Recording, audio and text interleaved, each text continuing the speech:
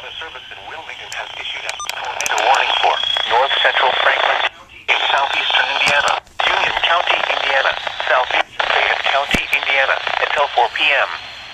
At 3:27 p.m., a severe thunderstorm capable of producing a tornado was located 8 miles northwest of Brooksville, moving northeast at 50 miles an hour. Hazard, tornado. Source, radar indicated rotation. Impact, flying debris will be dangerous to those caught without shelter. Mobile homes will be damaged or destroyed. Damage to roofs, windows, and vehicles will occur. Tree damage is likely.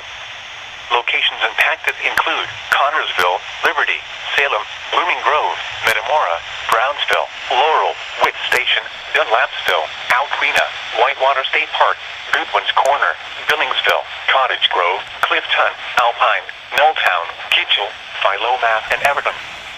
Take cover now. Move to a basement or an interior room on the lowest floor of a sturdy building. Avoid windows.